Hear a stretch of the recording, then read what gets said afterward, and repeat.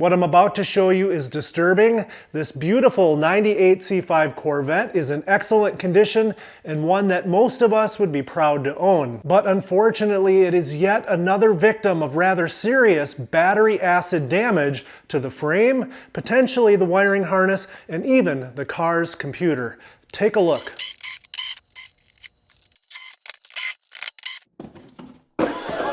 Toys for life.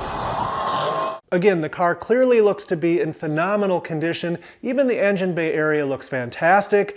But when I look at the battery area, especially when I start looking down, I can see the telltale signs of yet another sealed, maintenance-free lead-acid battery having leaked sulfuric acid down onto all of the components I just listed that live below. So with this visual evidence of past or perhaps even current acid leaking from the car's battery, I take this to my friend who's the owner of the C5 and I suggest we dig a little bit deeper and see if we confirm if in fact the acid has been leaking, and if so, how bad is the damage to the C5's frame, the wiring harnesses that live below the battery, and the car's computer. My friend is a little bit disturbed, but absolutely agrees for me to dig a little bit deeper.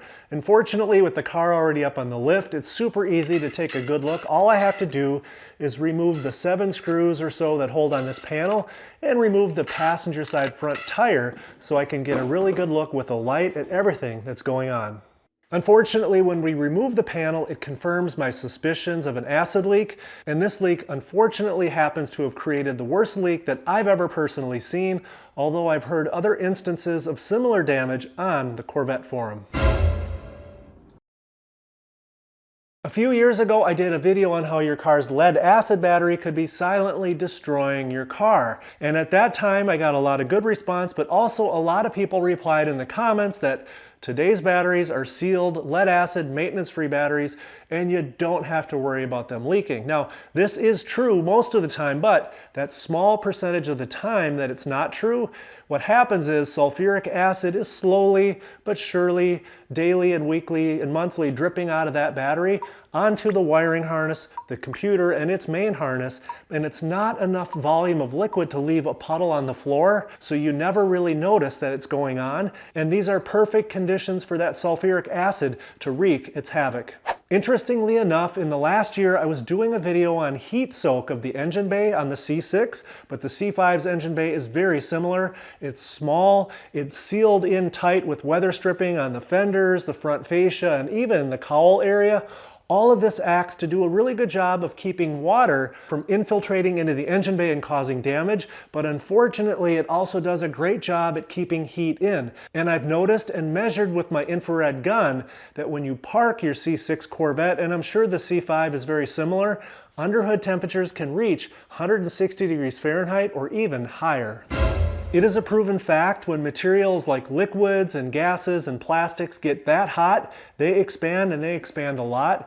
And perhaps that leads to a higher incidence of sealed lead-acid batteries leaking in C5 Corvettes because internally it creates enough pressure that the sealing mechanisms around the posts and maybe the caps and whatnot just can't handle that amount of pressure increase. Anyway, back to our 98 C5 battery acid leak case study. The owner is not very happy at all, but he has asked me to go ahead and clean everything up as best I can, neutralize the battery acid, remove the rust, inspect and repair any damage, and then paint and provide as much corrosion resistance as possible to the battery acid that I can so as to protect it from this point going forward. Let's get after it and take care of this mess. The first step is to remove the battery. Then we'll remove the battery tray, which is held in place by these 4 bolts. And now we get our first look at the extent of the damage. This area is tight, so I used a variety of tools to pick and scrape everything the best I could, and then I vacuumed up the debris.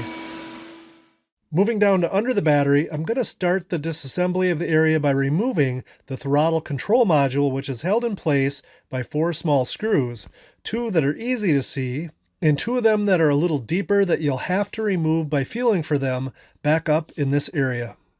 Now I can use a small, clean toothbrush to clean the area around where the 2 main computer harnesses connect to the PCM so that I don't get a bunch of debris falling loose when I remove the connectors. This is the moment of truth. Hopefully no acid has managed to make its way past the weather-tight seals and corrode the male and female terminals that are inside. Fortunately, this car got lucky and I don't see any damage, which is great. So I'll go ahead and tape off these connectors so that nothing gets in here as we continue our efforts to restore this area. Next, I'm going to go ahead and remove the outer half of the mount that keeps the PCM secure. And when that is removed, I can pull the computer out of the way, being extremely careful not to drop it.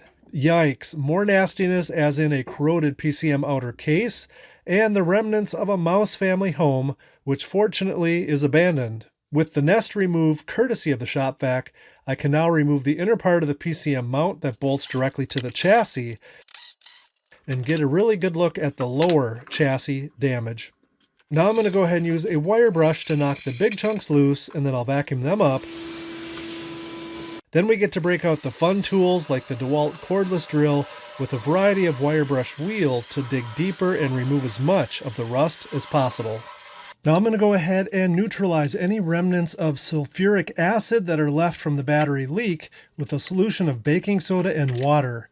Take your time and get in every nook and cranny, and follow up this treatment with a couple more rinses with just plain water, and then quickly dry the area with compressed air, and then a fan. Moving back up top to directly under the battery, I can see that there is some damage to a couple of the harnesses. I also see that someone has been in here before and left a crimp-on style connector that, not surprisingly, has come loose. Of course I have to fix this, so I grabbed a piece of wire from stock and soldered a splice in place, making for a much more secure and sealed connection. Next, I see this ground distribution splice pack that has also been potentially exposed to acid as well. Not sure why GM placed this under the battery, but they did. So I'm going to use an ohm meter to make sure all of the pins still have a path to ground. And fortunately, they all do. Ultimately, I ended up removing and replacing a bunch of damaged tape and loom to better seal things up from the elements and, of course, future battery acid leaks. The plastic parts all have remnants of dried sulfuric acid on them, so back to the baking soda and water solution to scrub each one in order to properly clean them all up. The computer case looks nasty, so I'm going to go ahead and give that a little cleaning and brushing as well to spruce it up. A couple of coats of paint later and the rusty part of the frame is sealed back up and should be rust-free for several years to come. Now it's time for the best part, which is putting things back together, starting with part 1 of the computer mount. Then the computer itself gets slid into place, and part 2 of the mount is installed. Now we can go ahead and install the throttle control module, and finally the main wiring harnesses. After the car's owner saw all of the damage that had been done to their C5 from the leaking battery acid, they literally ran out right away and did the #1 best thing you can possibly do to prevent this from happening again. They bought an absorbed glass mat battery. AGM batteries are constructed differently than your typical lead acid battery, so it's pretty much impossible to get that sulfuric acid drip leaking from your battery, eating up everything in its path. The only thing I'd caution you about is they are a little bit more finicky, so you have to make sure you don't let them sit in your Corvette and discharge over winter or long periods of storage. Sometimes they can be difficult to bring back to life from a full discharge or even damage, so disconnect the battery or use a battery tender. That's going to do it for this one, guys. If you got any value out of the video, please tap that thumbs up below. Consider subscribing so you don't miss the next one, and I'll see you next time.